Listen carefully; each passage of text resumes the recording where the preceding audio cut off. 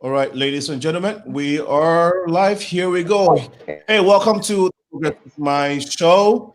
This is Seta, and you are going to be hearing from my guests very soon. Stay tuned. We shall be right back after this short break. This is a Progressive Mind Show. You just tuned in. We shall be right back.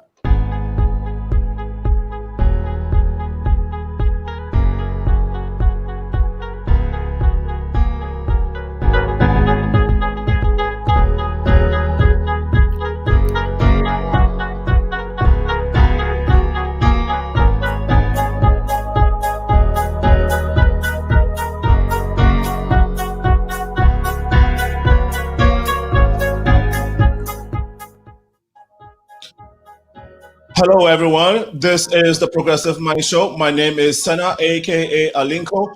You're welcome to another powerful edition, and we are blessed to be engaged this evening with a great folks in our community and afar. I think we're getting the feedback. Stay tuned. We shall take this short break. Try to take care of all the feedback. This evening, we are talking about End SARS, the foundation. I urge you to share your feed as you join us on Facebook and on YouTube. We shall be right back after this short break.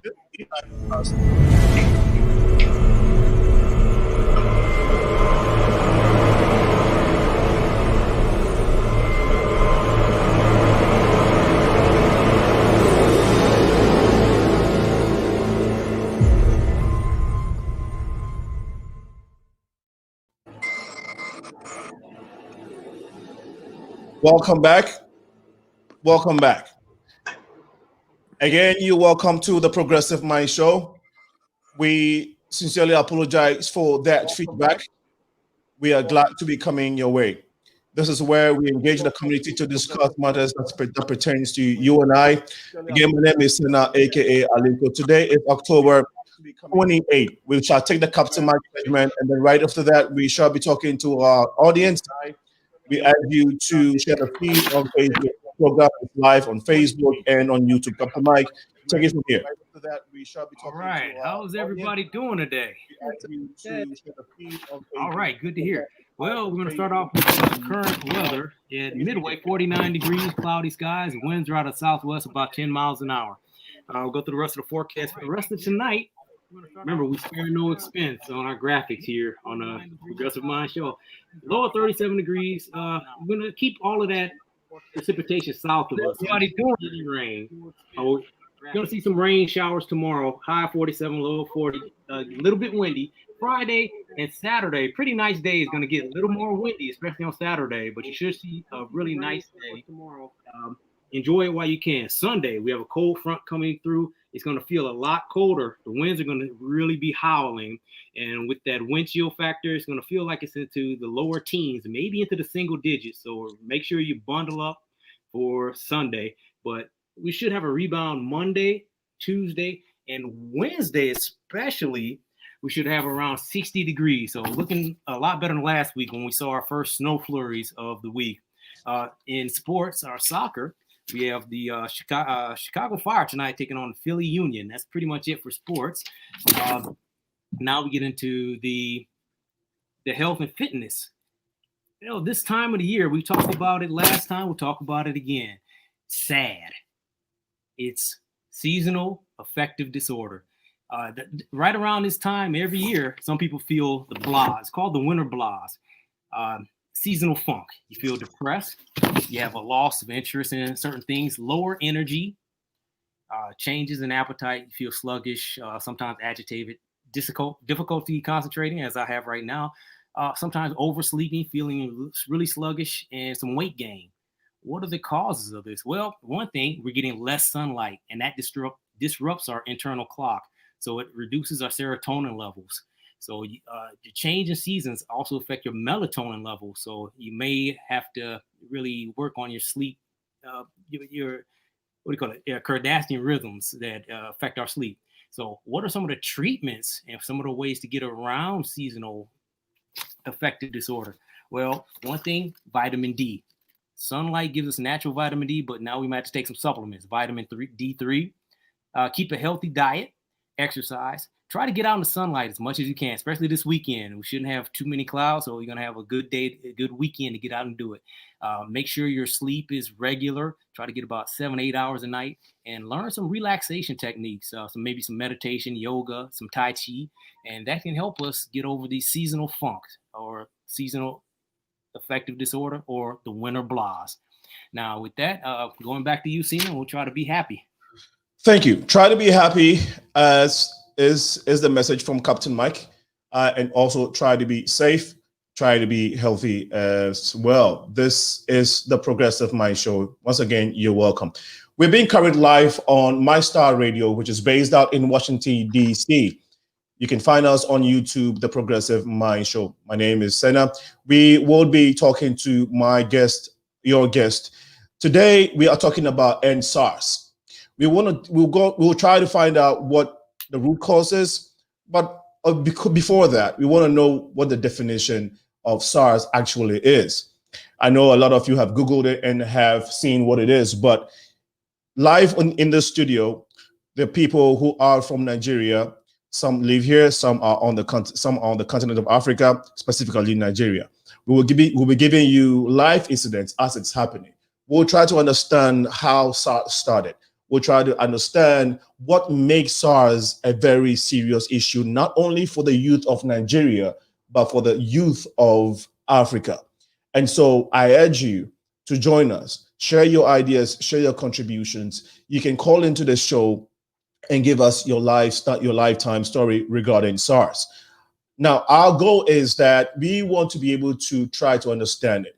And then following this, next week, we shall be coming back to see how we can galvanize support. What is the support when it comes to SARS regarding the diaspora and even on the continent of Africa as well? Are we supporting as we are supposed to? And I know this is not the only protest going on. There are other protests going on in other African countries, but are we even trying to look into it as other African nations? Are we trying to render our support? So this evening, without wasting no time, let's get to our audience so we can understand, we can try to understand how SARS started. Now, I have Sherrif OTUN. Sherrif OTUN is a researcher, and I'm going to go slightly into their background. He's a researcher with LabCorp, and next to Sherrif is NNEKA OBASI. NNEKA OBASI is the CEO of IXAFU Incorporation. She lives here in Chicago. Sherrif is in Wisconsin. If I'm wrong, please correct me. I know he was in Chicago. He just moved out there. Dr. BARTH is a scholar, a social entrepreneur, strategist, independent consultant, lives out in the Washington, D.C. area. I stand to be corrected as well. Mrs. GINIKACHI NKEM ONYENUKORO is also a barrister at law. She lives in Nigeria. And Innocent Igbe is not able to make the show this evening. He also is based in Nigeria. Hopefully, we shall be able to get Innocent. But let's go to my audience. Sherrif, can you? I'll start with Sherrif. You are Nigerian. You live here in the city of Chicago, in Wisconsin. Tell us a little bit about your background, and we can go to NNEKA as well. Hello there. Good evening, everybody. My name is Sherrif OTUN. I am a pharmaceutical research scientist over at LabCorp, also a co-creator of Exodus, which is a platform that enables the connection between the diaspora and different African indigenous cultures. Thank you so much. NNEKA, can you tell us? Great. I don't know why for a second. Let me go to NNEKA. NNEKA, please tell us a little bit about yourself so we can get to the next person. Consultant. I think we missed the first part, and for some reason the mic was off. So can you please reiterate? I said I'm also a business owner. I own the company IXAFU, and I'm also a nonprofit. Thank you so much, NNEKA, for a beautiful introduction. We want to listen to Barrister GINIKACHI NKEM ONYENUKORO. I wanted to make sure that I can pronounce your name very well. So that's why I had to repeat the whole thing. But please go ahead and tell us. I know we know you're a barrister. Apart from that, a little bit about your background.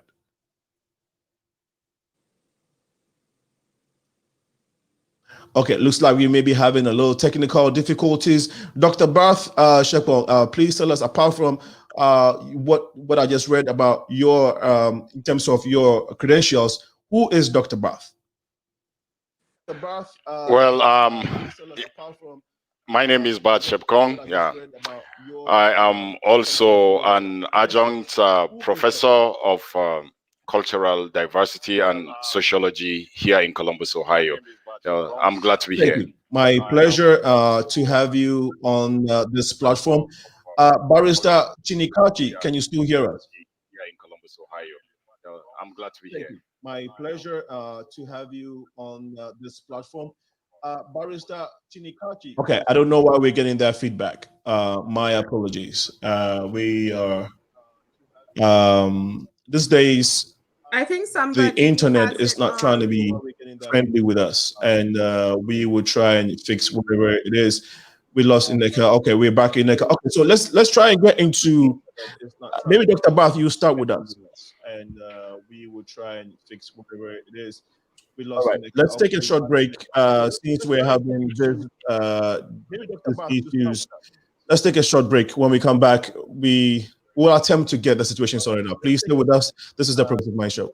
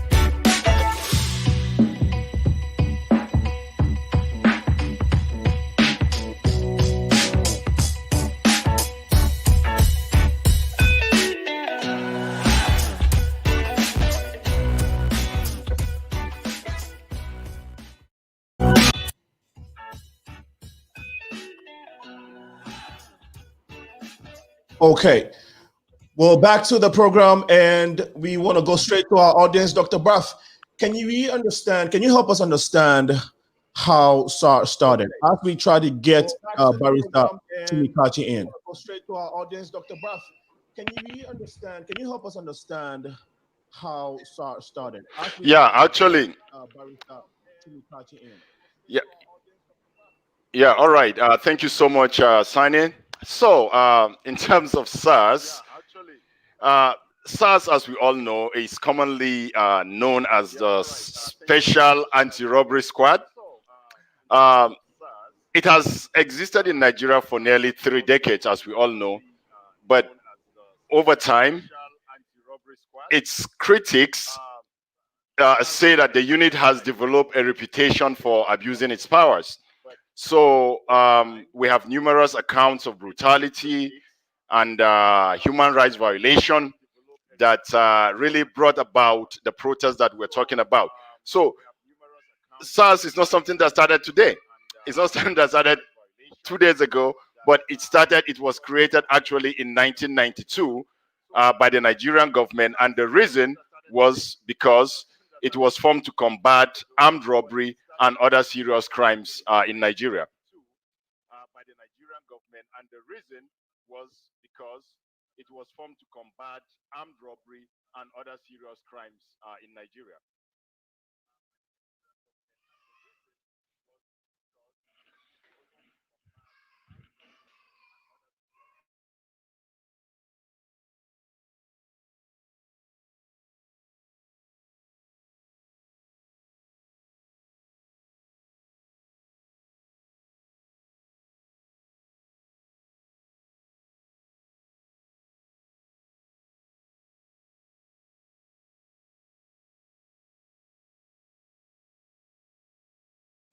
Sana, you're muted. Know why it's going that way, but Barrister, can you hear me still? Okay, NNEKA, can you hear me? Okay, NNEKA, can you help us understand the genesis of, how what is the situation right now in Nigeria when it comes to SARS? So, as the barrister said, in 1992, this That was Dr. Barth. Dr. Barth. Okay, as he Yeah. said, in 1992, the Special Anti-Robbery Squad was formed. And at first, it did do a lot of good with ending, especially kidnappings and a lot of armed robbery, which had gotten to a scale where the robbers were robbing with impunity, daytime, nighttime, and so on. And so at first, they did combat it. But unfortunately, what happens is there's a lack of accountability. And so with them having controlled the robberies, we saw a decline in robberies. We saw an almost eradication of kidnappings. They felt that certain individuals among the SARS started to feel invincible, all powerful, and then they turned on the populace with impunity. And so, but there was a lack of accountability because they preyed on those who would not be able to go through the judicial process and who would not be able to bring them to justice. And as they were not punished, the impunity grew to where they were committing, certain among the officials were committing really evil and treacherous acts. There was a lot of murders going on. There was a lot of harassment of young people. You could be harassed for your phone. In the past, when they were trying to catch robbers and so on, they would notice them communicating with each other on phones and so forth. But now they turned it on the populace. So if you are stuck in the traffic jam, you're trying to do work on your computer, they could pull the car over and, try to arrest you because you have a computer, you have a nice phone and so on. And so it became really quite ridiculous and quite scary for young people. And, you hear stories of certain ones of the SARS in certain parts of the country where they would kill someone and ask their parents to go look for their body among dead bodies. I mean, just really horrible things. And so in 2017, this NSARS movement started. And to the best of my knowledge, and anyone can correct me, it started as a Twitter, as an online campaign on Twitter, #NSARS, #NSARS. And in 2020, and I think it got a lot of fuel from the Black Lives Matter movement because this is all about police brutality. It is a similar situation. And so in 2020 now, we saw to where the young people were seeing that just being online and having, the online activism was not sufficient. This is what brought them out in the streets with peaceful protests. You understand? And so the NSARS movement, it is a decentralized social movement because in the past, some social movements were hijacked where if they identified leaders, they would bribe them or kill them or harass them. And so that is why it was decentralized. But I think, to the best of my knowledge, the young man who started it all is a young man by the name of Segun Awosonya. Okay. Yes. So the Segun Awosonya. I understand. You're right. I think I did a little bit of background, and his name popped up. Can Barrister still hear me? I think she's still having technical issues. We'll try and see if we can get her back. Sheriff and Dr. Barth, do you know any history? Do you have any knowledge of this Shehun? I mean, this guy who is purported to have initiated this movement of end SARS in Nigeria. If not just him, I know there are a couple who may have started this. If you have knowledge of any of the people that initially started this movement and championed it to the point now we have end SARS as I'll say a global movement. Anybody has any knowledge of this co-founders or co to my knowledge, I don't think we can actually attribute, a founder to the movement itself. I think it's more of a community movement. So Segun, as you mentioned, could have initiated, or actually did initiate the movement in terms of just bringing awareness to what's going on. But I think the citizens of Nigeria took it upon themselves to make it, the conversational piece on every platform that they are personally on. And that way we can actually get to the government and seek change on that particular matter. Absolutely. Okay, so due to the nature of SARS, can we say that maybe the conditions of the police who are supposed to be protecting the people is so bad that even when maybe they want to do the right thing, even though they were instituted for the right reasons, would you think that the economic situations of the police itself is such in a state where it necessitates them to keep perpetuating these types of things, atrocities on their own citizens, on the people they're supposed to be protecting? So you're very correct in that term. I do believe so. But however, let's take a step back a little bit to understand, how the police unit in Nigeria works itself. So police brutality is not something that's not common in Nigeria. It's something that's existed for a very, very long time. Although SARS is a different unit within the police department. So every police department in Nigeria has an anti-robberies unit currently in every single state. However, SARS was created actually initially in Lagos only in 1992 by a commander who was transferred over from Benin to help us when we had an issue in particular where a police officer, a military man, was actually killed at a roadblock by some unidentified police. And we had a conflict between the army and the police in that time, where the police kind of eradicate their positions in the street, creating a vacancy for robbery and mayhem within the city. That has to be put to halt. The individual actually developed this SARS unit itself, was transferred over, as previously mentioned, and created that body of unit, which worked perfectly, like NNEKA mentioned, in the initial early stage. What happened was they decided to implement that same strategy in every state in Nigeria, which initially would be logical. But the thing about SARS is that it's initially created for an instantaneous response to robbery, and it should be intelligent-based and intelligent-led. Yes. What happens is the fact that rather than having each state control the operations of their SARS unit, it became a federal obligation or a federal objective. So now you're having SARS commanders receiving direct command directly from Abuja, from the Commissioner of Police, before they can actually mobilize themselves to actually respond to an incident. So now that decentralized the hierarchy of command. So the SARS themselves cannot really be accounted for or be accountable for their actions on the street. Wow. Wow.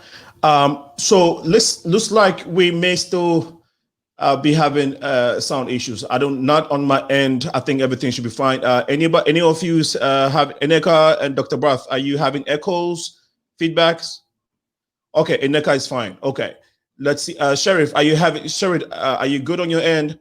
Okay. So Dr. Barth, maybe let's see, maybe your system, we will try and see how best we can get this working. Barrister GINIKACHI is trying hard to come in, but looks like she's still having difficulties. You are watching the Progressive Mind Show. My name is Sena, aka Alinko. Today is the 10th. Today's October 28th, and we are talking about end SARS. We're trying to look at the genesis of it. My guests have tried to give us a good background. We'll be going further into it. Sheriff, thank you so much for giving us that understanding. You are watching us right now on Facebook and YouTube, and we urge you to share the feed so that we can get this, I'll say, campaign and awareness down in the African community so we can solicit more support. The most important thing is understanding what it is and why we are trying to fight against it and why we need your support and your understanding of this. We are being carried live also on Trend TV Africa, and we are glad to be working with Trend Africa TV, owned by my own brother, Royal Black Jesus, and Empress Mausi. Based off what Sheriff has told us with regards to SARS. I don't know, Dr. Barth, can you hear us good? You can hear us. Okay, let me see if we can work on your thing. We'll try and get to Dr. Barth. But NNEKA, would you want to add anything to what Sheriff just said regarding the structure and how SARS actually found its roots in the nation of Nigeria?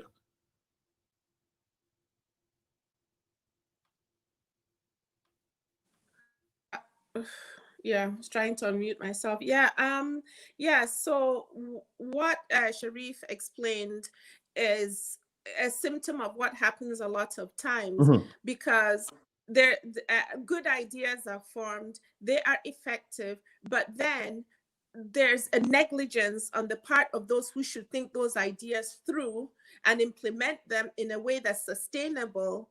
And this is a prime example. SARS is a prime example where it was not thought through. It does not affect the lives of those making the decisions. So I feel it was not thought through and it was not sustainable the way it is. You cannot have a force and unleash them on your nation who have the power to carry firearms, but they are not accountable to anyone in their immediate environment. And so this is what we have. Right. The result is what we've seen. Yeah. So you have so based on, if I understood Sheriff correctly, you have SARS as a division in every police department or under every police commissioner in the state of in the nation Nigeria, but in every state, right? Every state that makes Nigeria. And but you're saying that initially started from Lagos. Correct. So the original unit itself in 1992 was initiated in Lagos. The effectiveness of that was very, very recommended and appraised. And for that reason, it was presented for that to be initiated in every state in Nigeria. Right.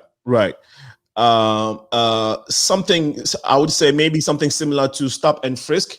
At the time it was I think it was started in New York in this country, right? Stop and frisk was deemed to be necessary due to what was going on in New York.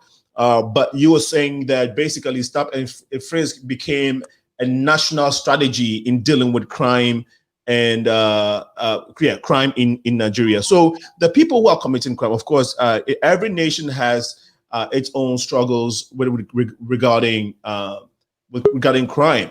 But the strategy of dealing with it, like you said, varies based off the nature and the dynamics of the state and that region. So having had SARS, again, I said, I would like Dr. Barth or one of you to comment on this.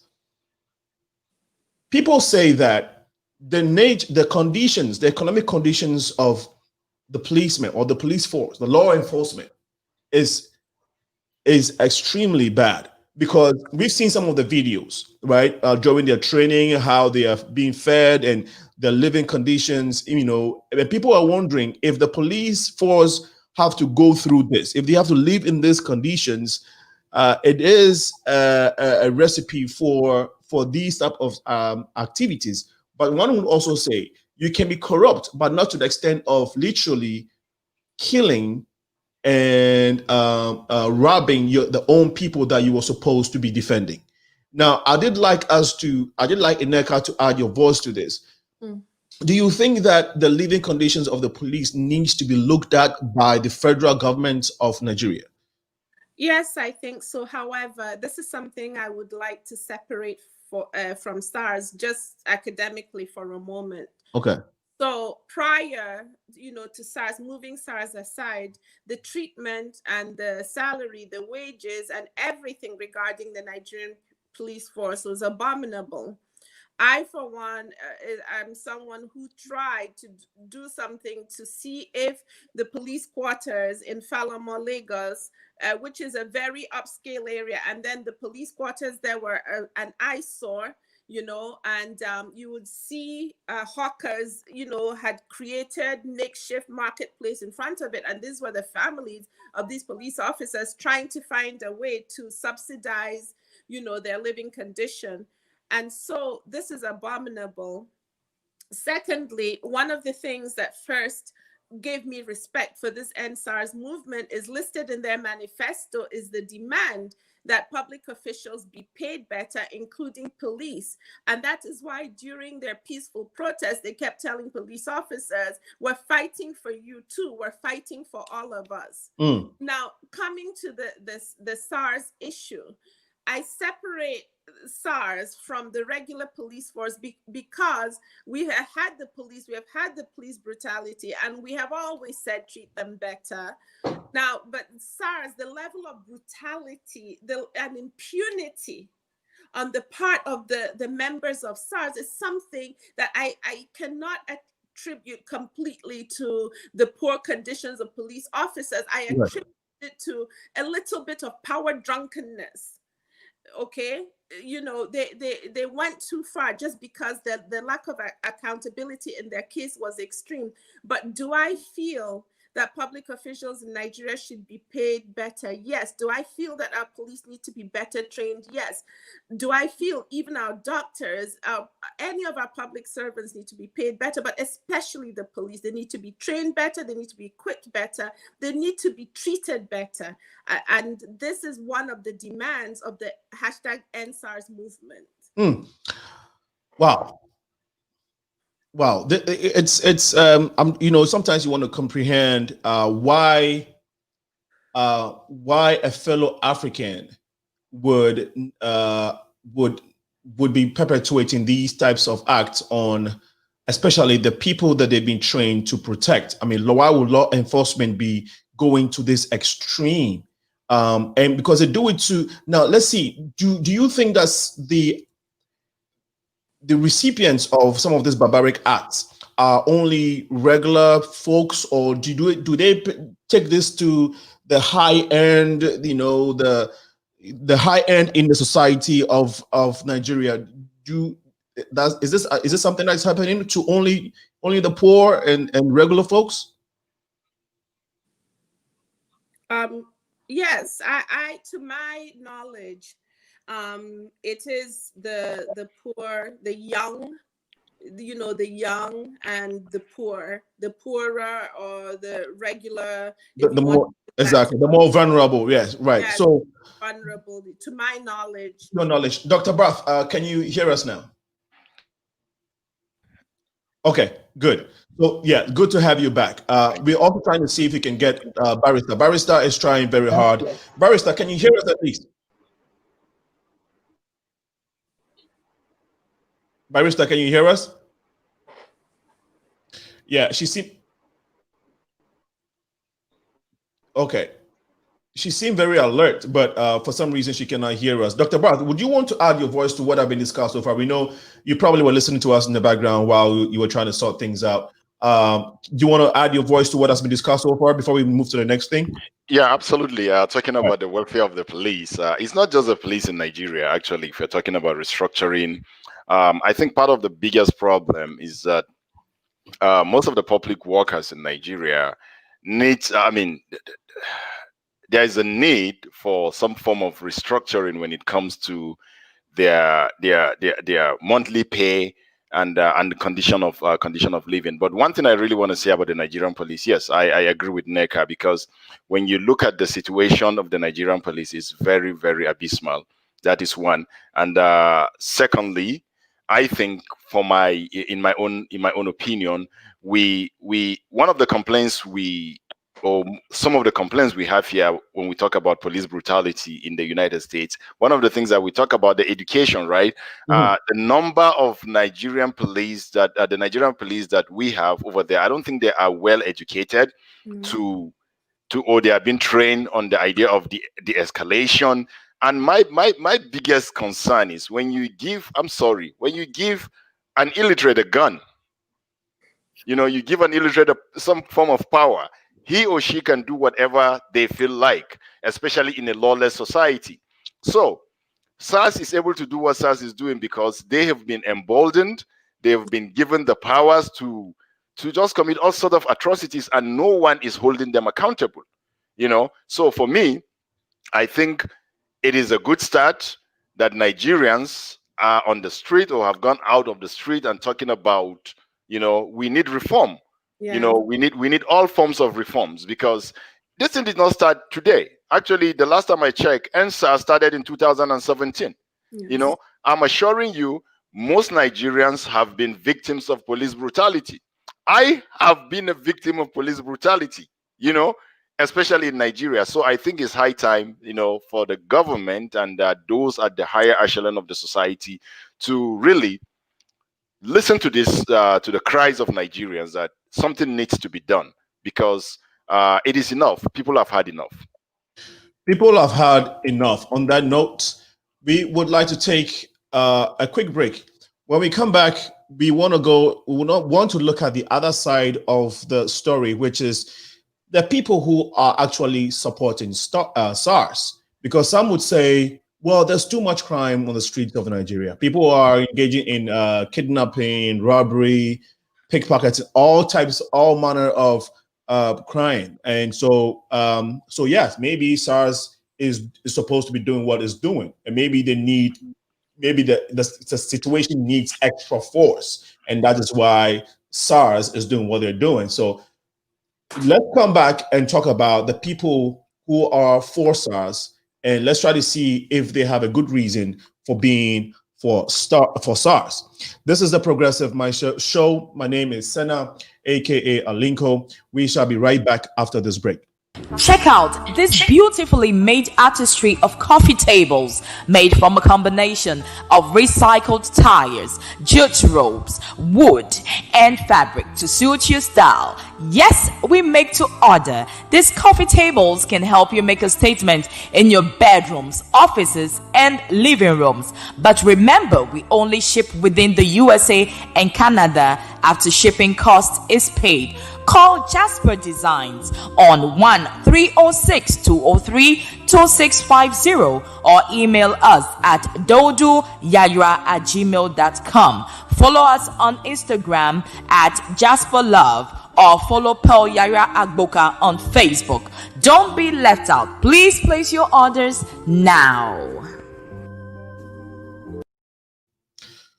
Welcome back. This is the Progressive Mind Show. We shall be going straight to our audience to get the other side of the discussion. This evening, we're talking about End SARS, the foundation. We will be coming back next week to talk about galvanizing the support from the diaspora and from the African youth on the continent of Africa. This is an African problem, and so we ought to be circumspect of that.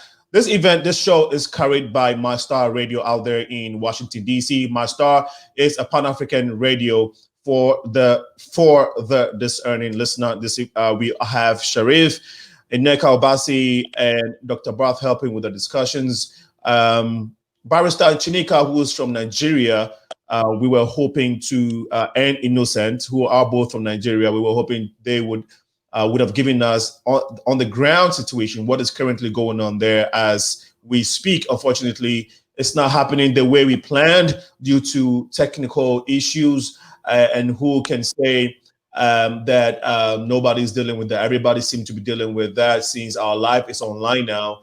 It is what it is. We have to deal with it, but we are trying very hard to make sure that we get things streamlined. But let's go to the people that are saying SARS is actually what maybe Nigeria needs, or maybe some other African countries will need based off what we all know go on in African countries. Would you say that anybody has a justification to say that, well, I think that is what is needed for this type of for the situation that we have today in Nigeria, especially when it comes to crime and some of the stereotypes when it comes to crime, when it comes to Nigerians? For those who say, okay, this is a good thing, how would you want to what would you say to those people? I'll start with Sheriff. You haven't spoken in a while, so if you want to respond to that. That's a fairly tricky question. It's like asking, does every civilization require policing? The absolute answer to that is yes. And the question then becomes, or the main concern should be how we go about policing our citizens and our people. And that's the fundamental question that SARS is facing right now. It's not that the unit itself is not needed. It is absolutely needed in today's Nigerian community, but it's a matter of how do they go about implementing their objectives that we have to put to question and find a way to reform that or to advance that in a better way. Right. So let me rephrase my question. Then, Dr. Barth, I know we've spoken about this before, that we know there is this stigma when it comes to some Nigerians, right? In terms of crime, cybercrime, and even from fellow Africans. My own friend. We can't hear you. You can hear me? Yeah, we can hear you. Okay, good. Maybe NNEKA cannot hear me. Yeah.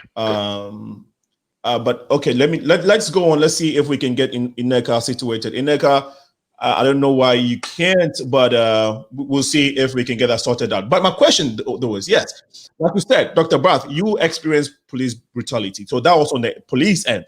But one of the stigma is that, oh, Nigerians are this, Nigerians are involved in this, right? And so a friend of mine was supposed to go to Nigeria. He was supposed to go through Nigeria to Finland. He was going to get his visa from there. That was sometime in 2000. Now, whilst he was going, back then, we were like, man, we heard stuff about Nigeria. You got to be careful. And he was also circumspect. He was also apprehensive of his, travel there. Lo and behold, he gets to Nigeria. His first experience was that he was robbed. The first lorry, the first public transportation he took were full of armed robbers. It looked like a public transportation. He was robbed completely, beaten, and then thrown on the streets. And then, so he knew nobody in Nigeria. That was his first time ever in Nigeria. But then again, 3 hours later, after roaming the streets of Nigeria, there was a fellow Nigerian. It was another Nigerian that came to his aid, helped him out, took him home, fed him, and provided him money and clothes for him to do whatever he had to do. So dates their friends. So it's a dichotomy. But then there is also that stigma, right? So do you think that people are saying, well, Nigerians keep doing these things and that, they're always here, they're scamming people, they're doing that. And so if they have a police force that is trying to climb down on that type of crime, well, maybe it's in the right place. How would you want to respond to that, Dr. Barth? Well, first of all, let me respond to the stigma. Okay. Because, yeah, as a Nigerian, and I think it is rather unfortunate that people tend to focus on just a small fraction of society. Nigeria is a country of about 200 million people. There you go. And I think, there are so many good people out there. The great people outweighs the bad people. Far. Absolutely. So, and another thing I really want to say is, every country has its own problem. Absolutely. I have had the opportunity of traveling around the world, and to be honest with you, some countries, when I get to some countries, I feel a little bit scared for my life. Right. So it's not just Nigeria.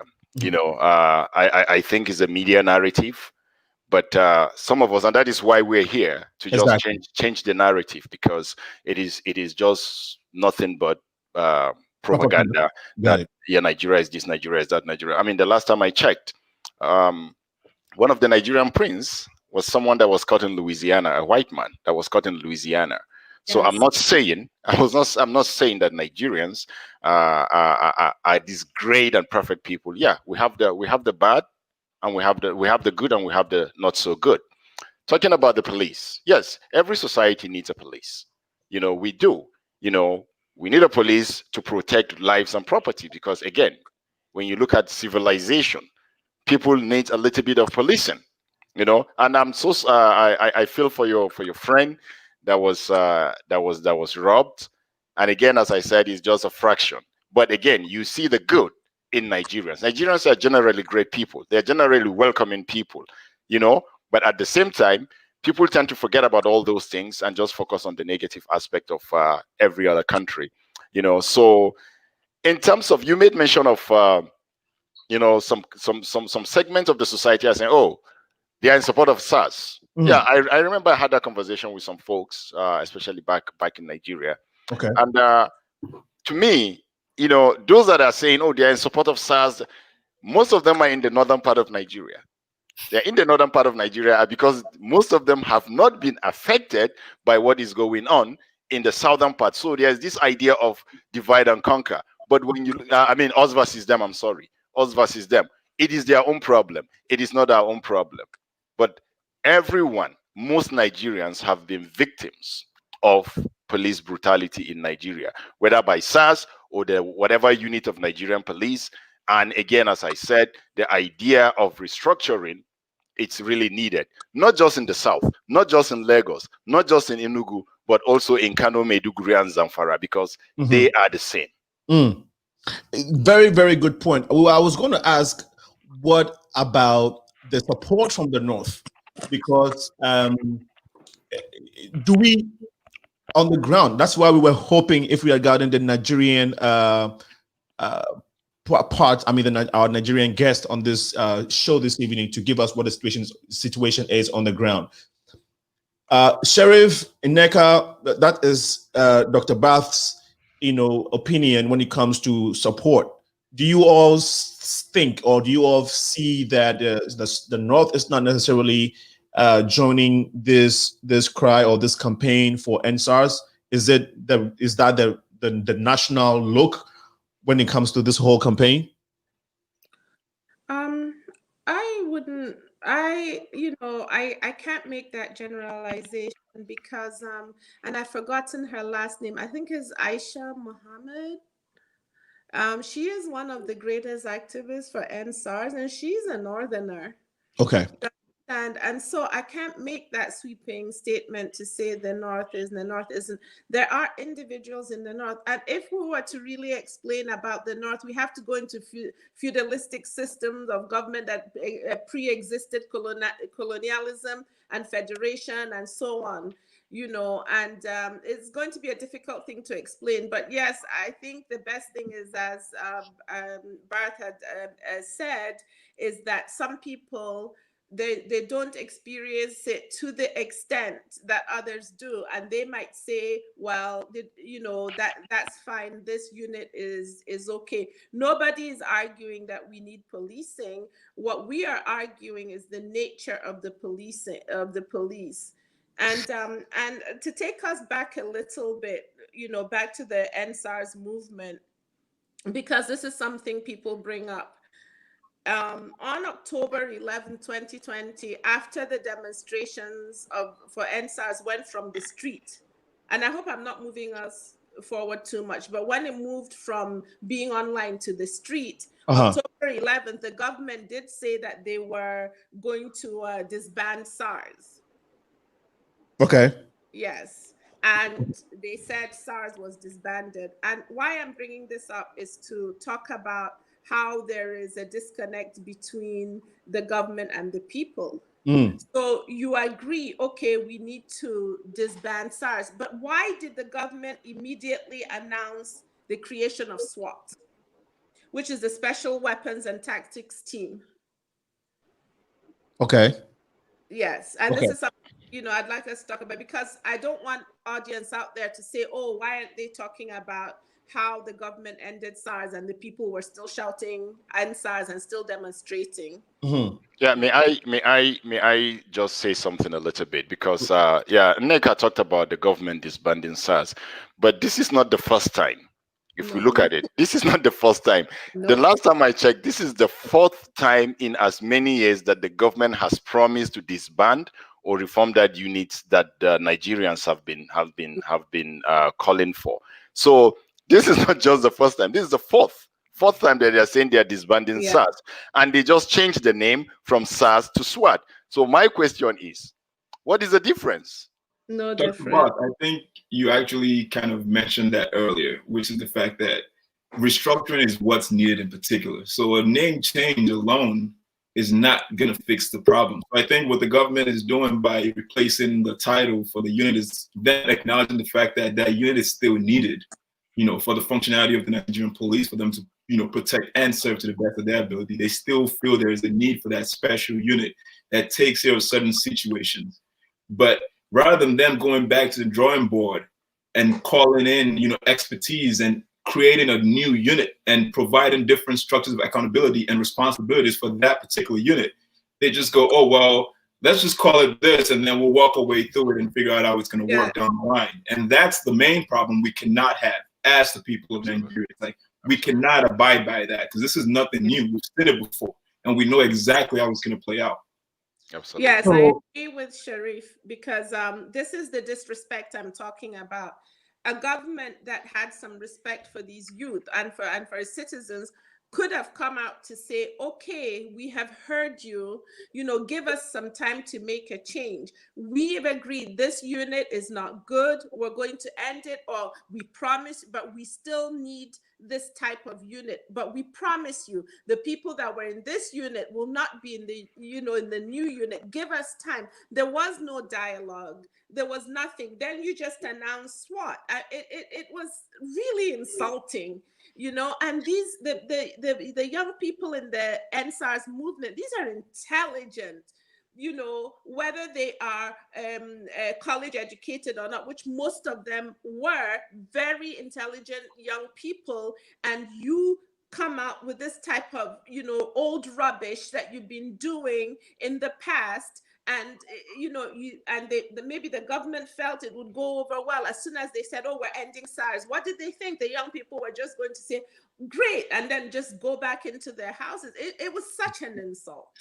Based off what is going on, based off what we are hearing, is that, can I infer that maybe perhaps the government actually wants this to keep going on? Is that, would that be accurate? I mean, is the government actually supporting this? No. You mean supporting what? Or what do you mean? Supporting the protest?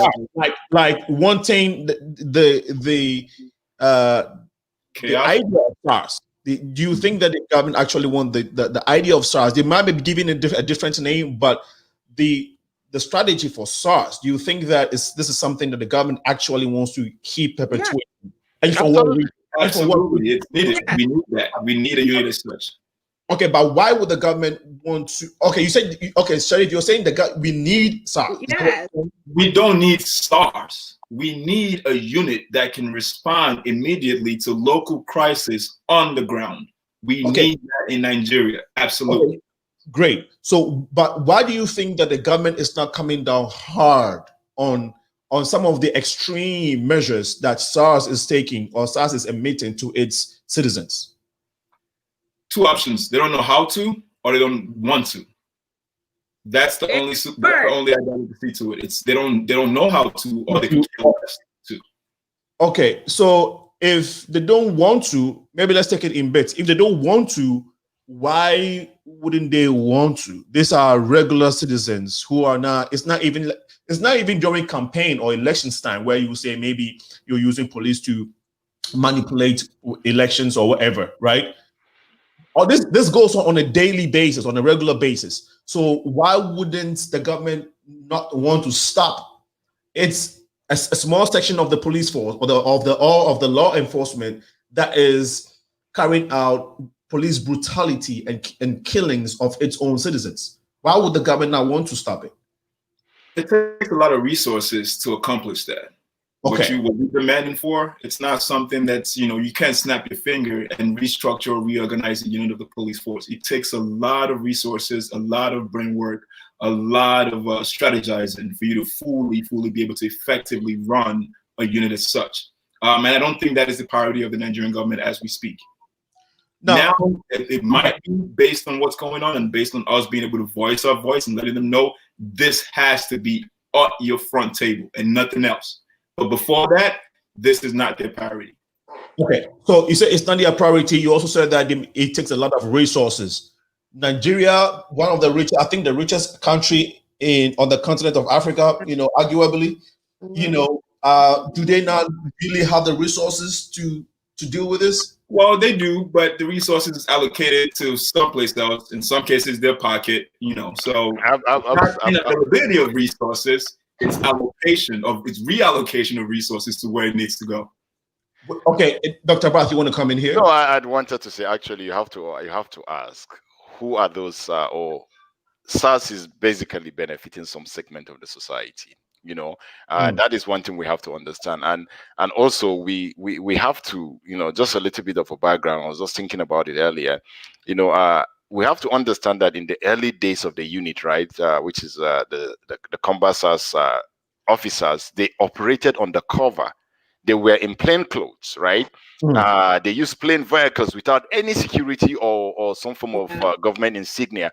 And the most important thing is that they did not carry arms in public. Their main job at that point was to monitor radio communication and also at the same time facilitates successful arrest of criminals and robbers. Right. You know, so it has just changed. Things have changed because, again, it's either the politicians are benefiting, they are really using them as their own political thugs. So that is why I believe, in my own opinion, that it will be completely difficult, you know, to completely disband them. As we said earlier, that unit has been disbanded 4 times, you know, so, but it keeps on coming back. It's not about Nigeria or the Nigerian government that doesn't have the resources. They do, but it is a matter of priority as far as I'm concerned. Okay. I agree with that. It's a matter of priority.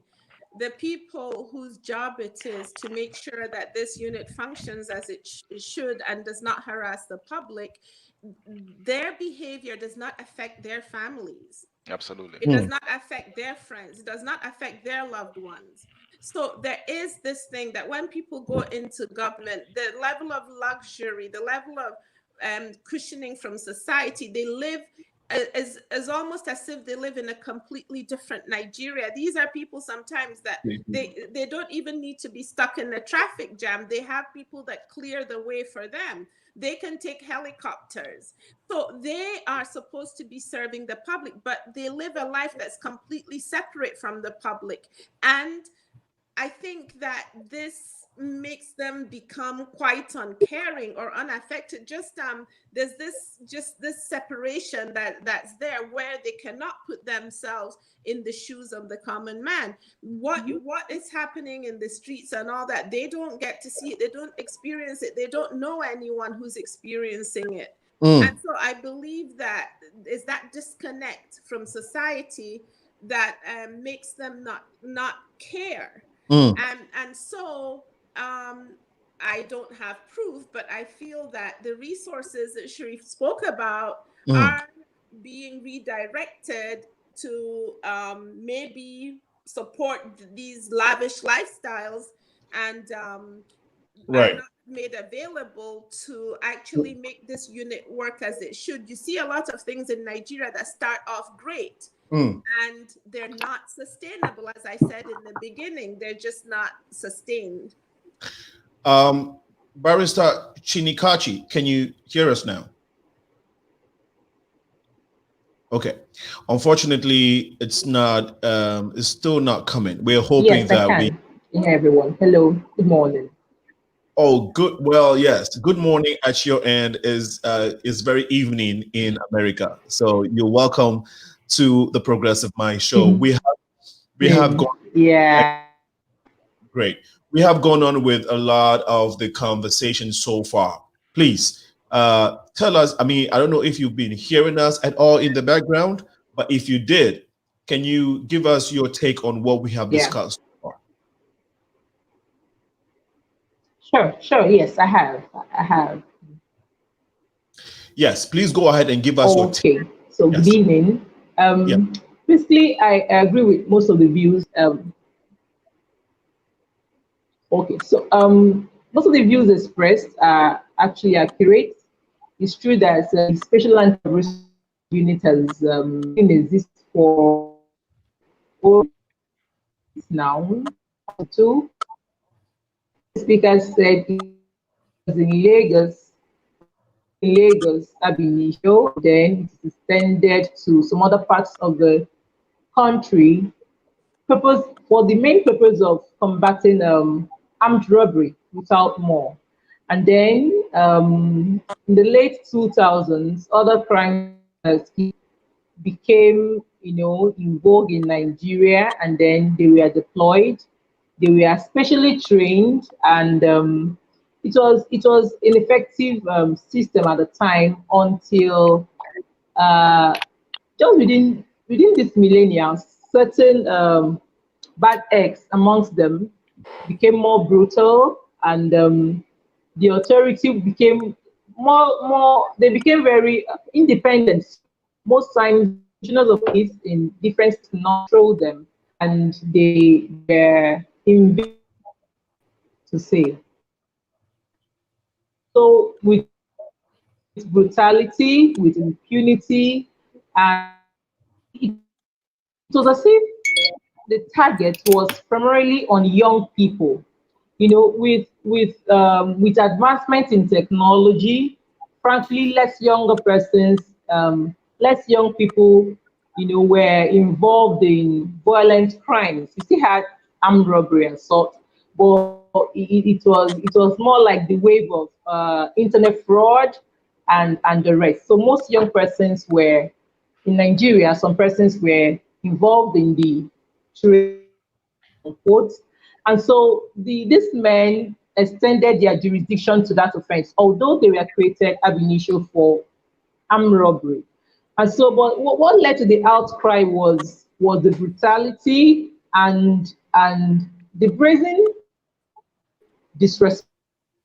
You know, they became a law to themselves in that you will be arrested. They decide whether you're culpable or not, and go as far as, you know, killing the persons involved and can't account for this. So basically, yes. And so the NSAS protest, an offshoot of, you know, it actually built up over the years, you know, and then 2020 wasn't the first time the movement, you know, was begun, but perhaps more young persons were at home and are beginning to get more enlightened. It was beginning to affect them the more, and so they spoke up. And yes, it has been business unusual, you know, so far. So yes, I agree with most of the views expressed.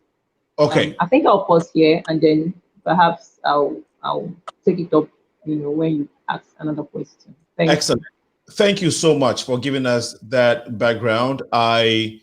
We only wish that the line would have been better because you were giving us very, very good information. And so thank you so much for trying. I think my follow-up question is that what is the response from the northern part of the country? Are they supporting? Is SARS even perpetuated on that part of the country at all?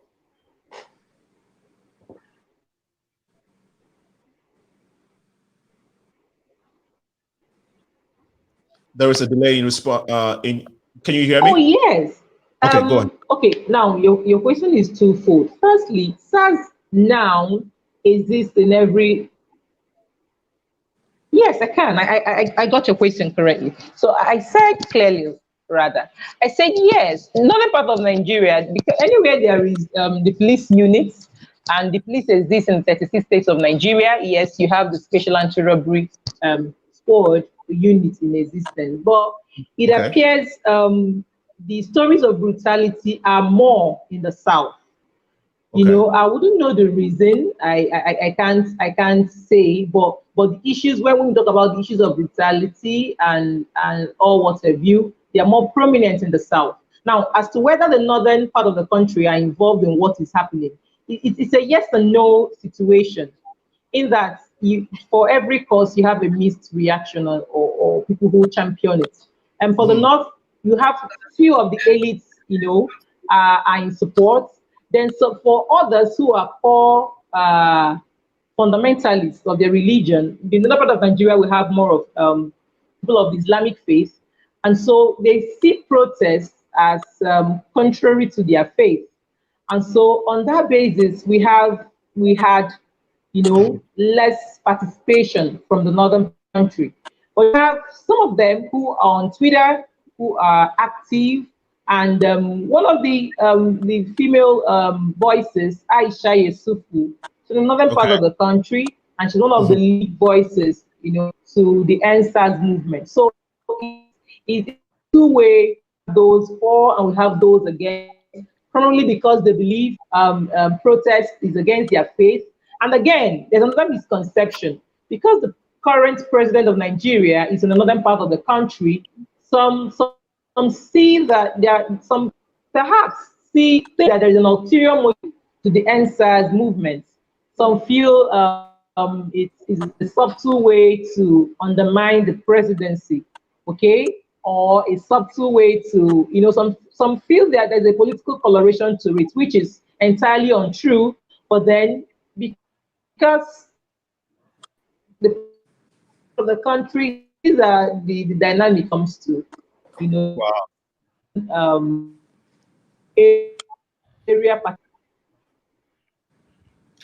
Now, being someone, thank you so much, Barrister. And I think that because you were missing part of most part of the first out of the discussion, I'm going to be throwing more of the questions to you, right? So it's your turn to engage our audience.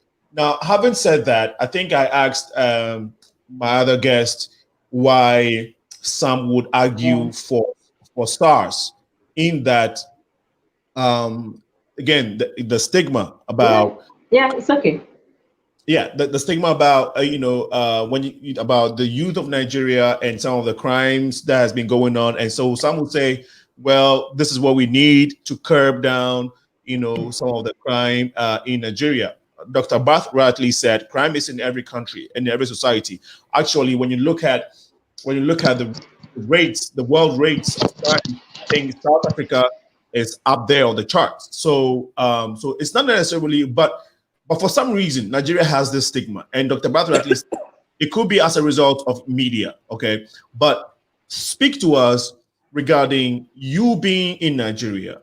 Do you think that the rate at which the crime is being, the rate of crime when it comes within the civilian versus what SARS is doing, does it commemorate?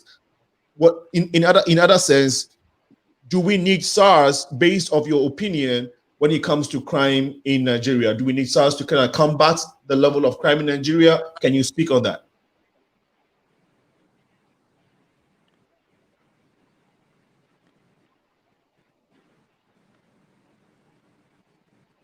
Yes, there's a long delay in our communication, and rightly so, understandably so. She's all the way in Nigeria. It's about maybe 1 a.m. there, maybe midnight to 1 a.m. there, and so we understand the technical. Okay, she's back now. Go ahead.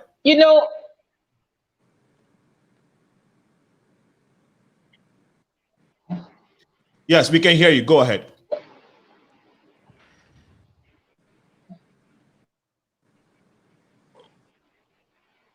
Yeah. Yes, we can hear you though. Oh. All right. So while we're well,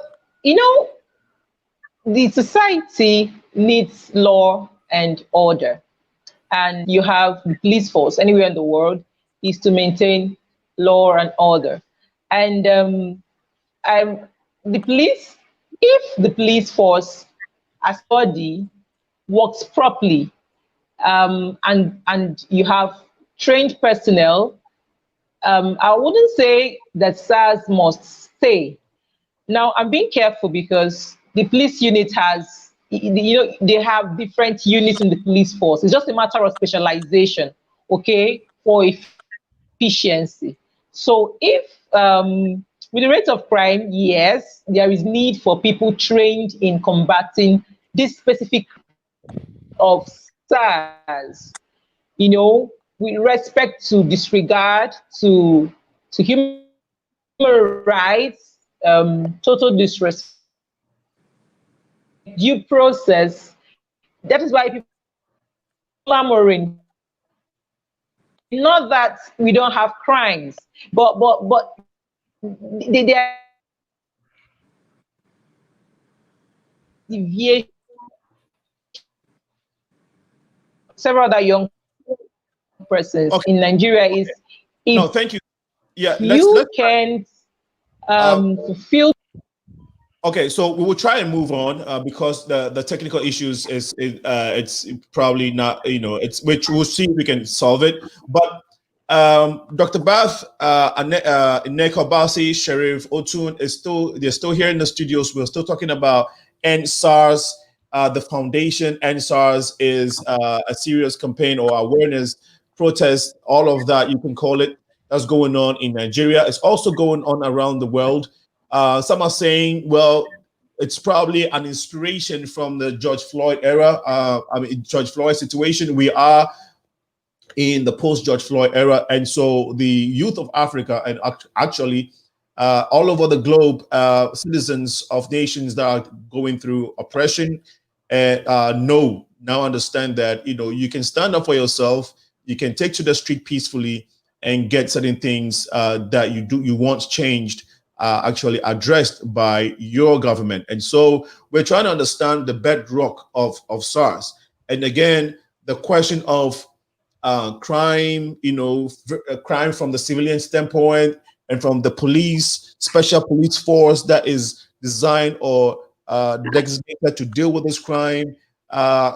Which one? I mean, should we keep the SARS? Should we keep it to calm down on crime? Should we get rid of it and make sure that we are providing that special unit with the right resources to deal with the matter accordingly? That is the conversation, right? But majority is calling for the total eradication of SARS. So that's why you see hashtag #EndSARS, #EndSARS, #EndSARS. So this evening we're engaged. We're trying to engage you to try to understand the bedrock. But it's 10 minutes past 7 p.m. In a short while, would like to take a break. We'll also want to hear a short clip from Burna Boy. Burna Boy is a Nigerian musician. He's a world star. He's a star in Afrobeat, and we want to listen to what he has to say when it comes to SARS. The president of Nigeria also has given his voice to what has been going. He has responded.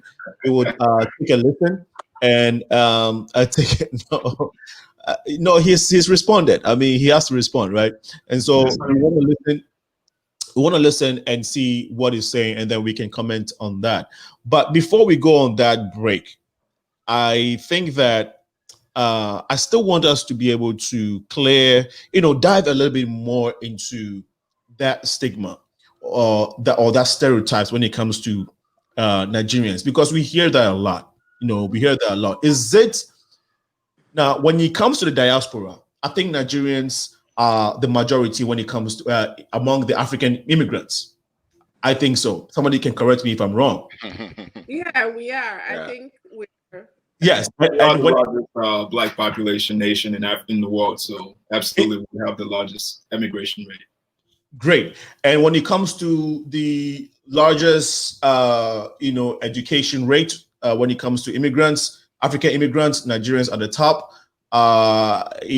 Excellence.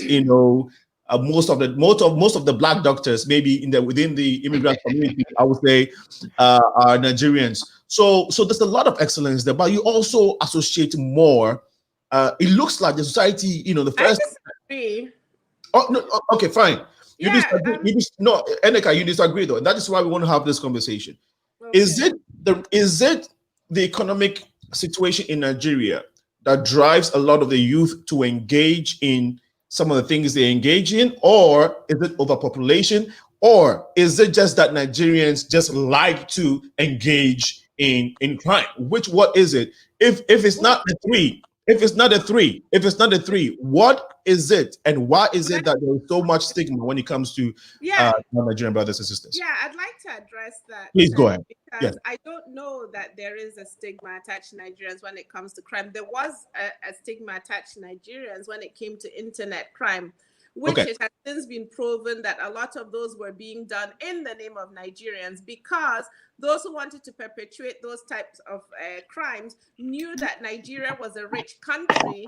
And so if they said they were Nigerian, they would get a better response. I'm not saying that Nigerians did not engage in that internet crime, because a lot of Nigerians did. So that is the stigma that I know was attached to Nigerians. Mm-hmm.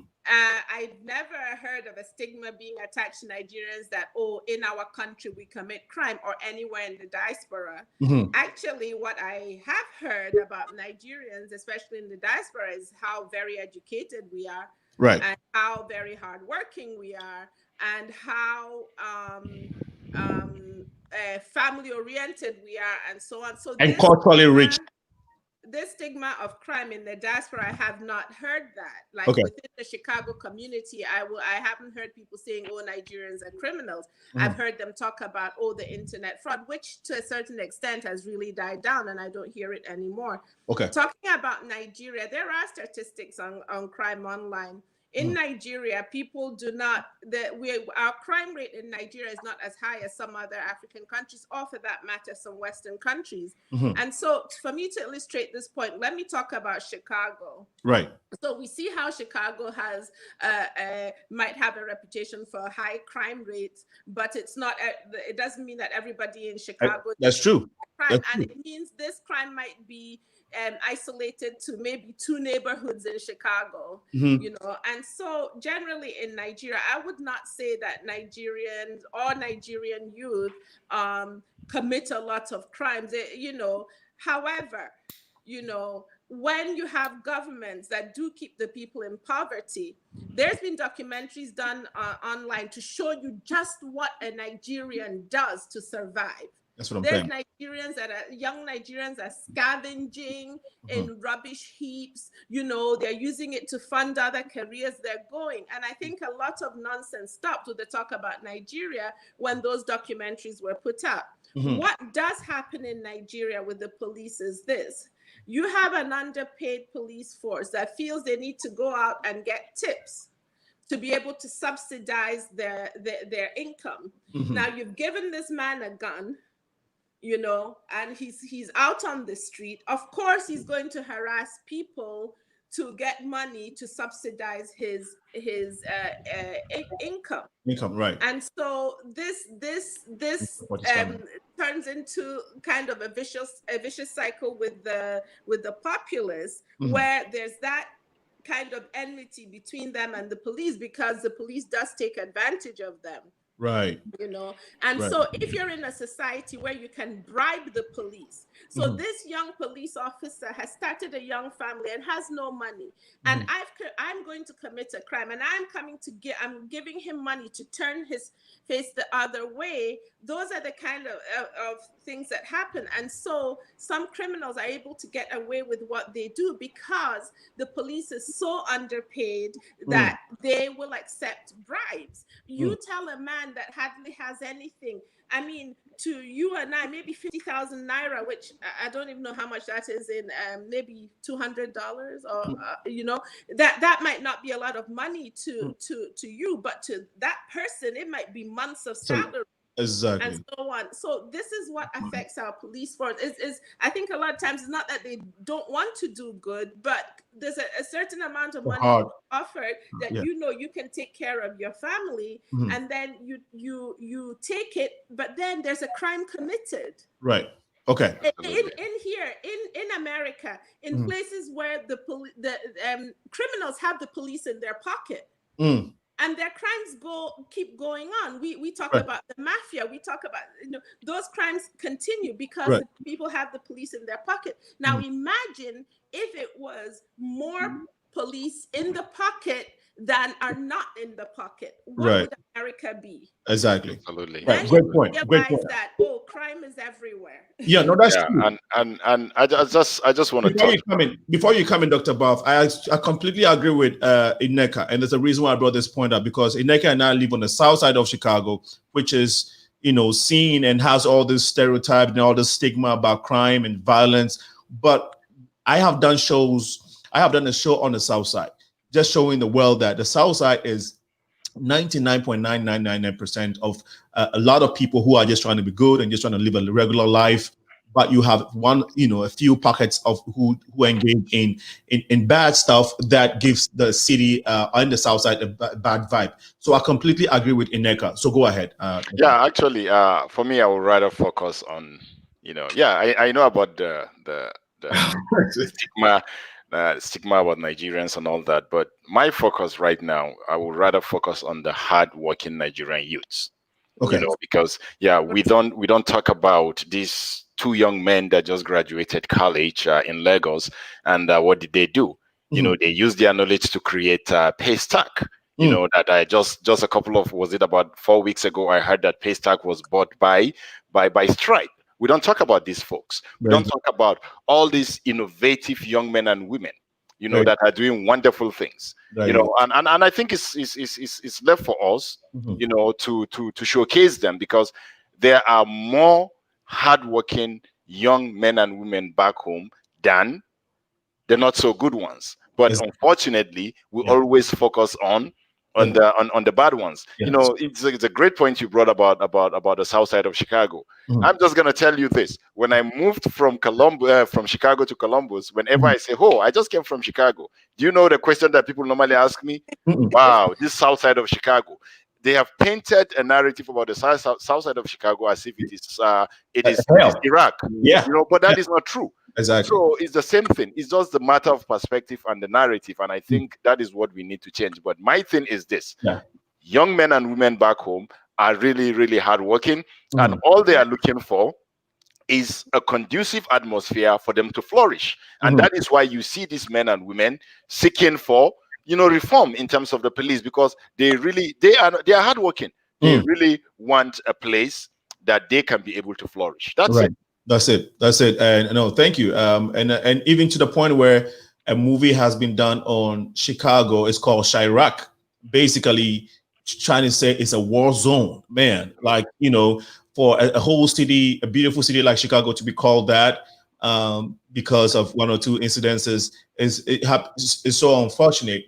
Again, you've lived here, I live here, you know, a lot of great people live here. Obama lived here, you know. Yeah, I mean, you know, we have great people in the city of Chicago. Great neighborhoods. Absolutely. Beautiful people, you know, like NNEKA. So, you know, so, well, Sheriff, I don't know if you wanted to add your voice to what we've discussed so far before we go on that show. Maybe not Chicago, because my taste of Chicago is a little bit different, in particular. Oh, man. So, you don't want me to open that can of worms tonight, but I think NNEKA made an amazing, spectacular way of actually narrating, you know, the story of the Nigerian youth and you know, how they strive and the obstacles in which they have to go through on a daily basis to become who they are today. Right. And Doctor as well also gave a good response as to, you know, how the narrative plays out, man. You know, it's just a matter of what do we push forward, you know, what's out there in front of people when they hear Nigeria. And things are changing now. The whole, you know, internet scam 419, I think that's becoming an old story now. Like literally everyone who's well informed, who's intelligent, who knows anything about Nigeria, if you tell them that, they go, oh, but they want to converse about something else but that, even if they're not Nigerian or of African descent. So that narrative is a little bit old. It's getting played out, and in due time, you know, Nigeria will manifest its true contribution to the world, and hopefully I'll be alive to see that. Thank you so much. And this is why we do this, right? So that we can tell our story. You know, we can talk. I mean, having you guys here, being on here and discussing what it really is within the African community is what is needed, so that people out in the world can hear it from us. That, you know, what you hear about us is not necessarily the truth. It's just, you know, this little situations that is being blown out. But the 99% of the time, or the majority of the time, you know, these are people. We are a people who represent positivity. We represent growth. We represent excellence. We represent family and culture, and this is who we really are, and that is why we like to engage you all in these types of decorum, so that you can add your voice to the African narrative that we are indeed a great people. On that note, let's take this short break.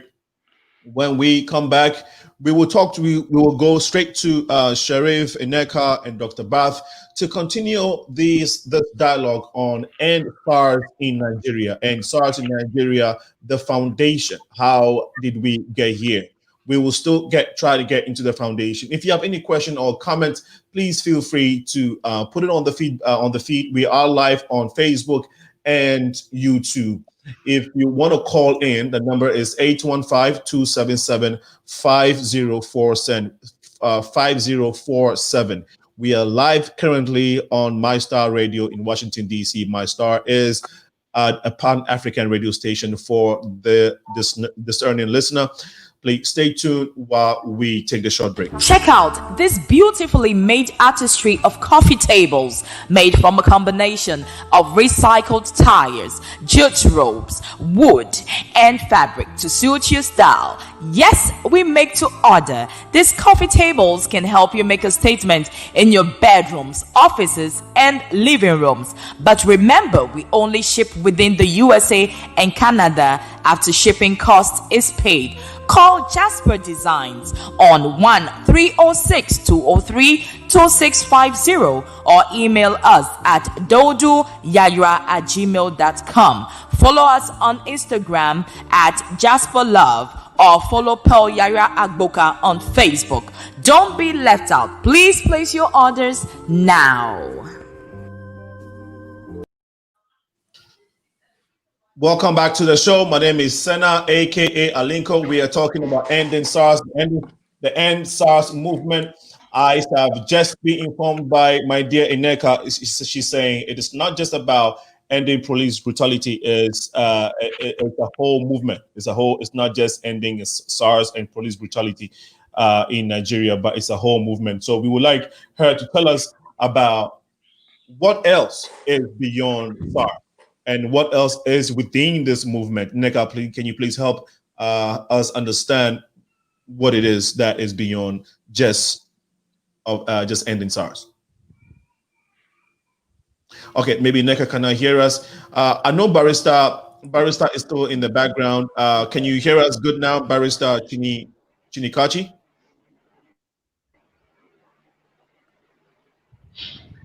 Oh.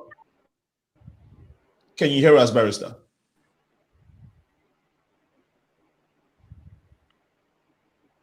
Okay, we would try. NNEKA, can you still hear us?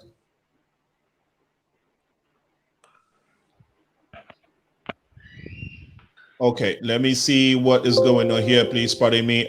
We cannot hear NNEKA. We cannot hear Dr. Barth and Sheriff. Can you all hear me? Absolutely. Good. Okay. Okay, so NNEKA, we would have to get you a special technician to help you out. But everybody else can hear me. I think the two gentlemen can hear me. So this is what I'll do. I'll probably take her out and try to bring it back in. But yeah, before we went on the break, you guys gave brilliant points. But based off what NNEKA just informed me, is there anything else within the SARS movement that we ought to know? Because a lot of people think, oh, it's just trying to end police brutality. But if there's something in there, please educate us. There's a whole lot more to it now. I think the movement itself has taken a whole new birth. It's like it's almost like a metamorphosis region phase now we are in, where it's beyond just SARS completely. Now it's more so of a demand for reform of the Nigerian police as a whole. In addition to that, a reform of the Nigerian government. In addition to that, an initiation for the participation of youth in Nigeria's politics. And that has to be done, not tomorrow, not the day after, but today as we speak and onward. Yeah, and I completely agree with that. I heard someone that said, this is our own Arab Spring. He calls it a Nigerian Spring. Because it's NSAS is just one out of so many problems that the Nigerian youths are clamoring for. Yeah, I know at the beginning they came up with some kind of agendas or some kind of demands that they needed, but now you can hear that, okay, you know what, we need to take back our country. We need to encourage young men and women to be part of the policy processes back home. We need to be involved in governance. We need to be this. So there is a lot of things. So SARS is just one aspect of it. Okay. Because the Nigerian youth, to be honest, they have been marginalized for a very long time. And I think the time is now that they are saying, you know what, we are sick and tired of what is going on. Again, there are people that are saying the president needs to go because nothing is working in Nigeria. For them, nothing is working because you look at it. How on earth will you have, you look at the educational system. The professors are always going on strike. They're always on strike. And if they're on strike, what is going on? The youth are just roaming the street doing nothing. Or you graduate from school and you have no job and not so. It is a combination of so many things, and SARS is just one of them. NNEKA is back. Can you hear us now?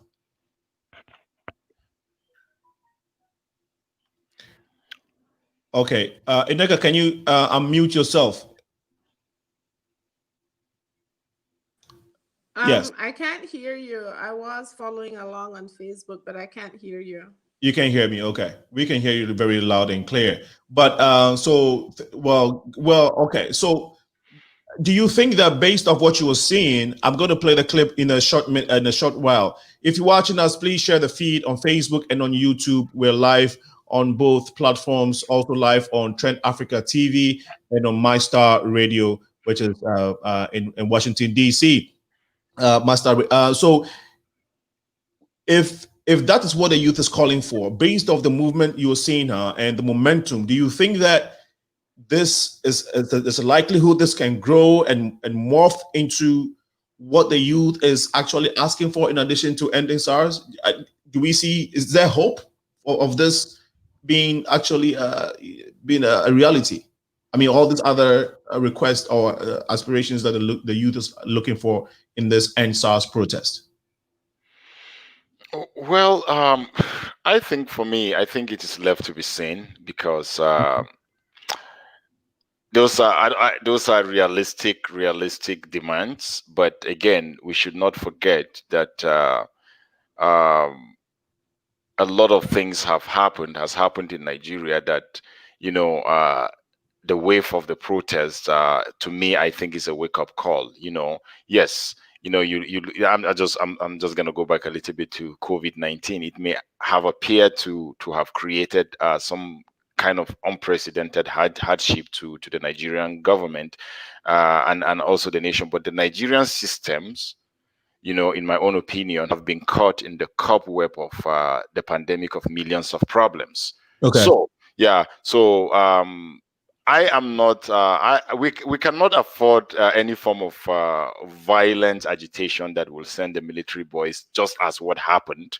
Okay. But I think for me, if you ask me, I don't know if it's going to continue, whether it's going to morph into something else. But the most appropriate way, in my own opinion, the current protest is to be sustainable without any more unnecessary violence. Is for the government to actually listen, okay, and come to the table, and to have this conversation, honest conversations with the youth. I know you're gonna play the speech by the president. To me, that speech was undiluted rubbish. And I've been asking myself, why did he even wait so long? Why it took so long before you even address that issue? So anyway, I hate to take us to take us ahead, but I have my own opinion when it comes to that. Well, on that note, let's listen to it. It is I think about a minute long.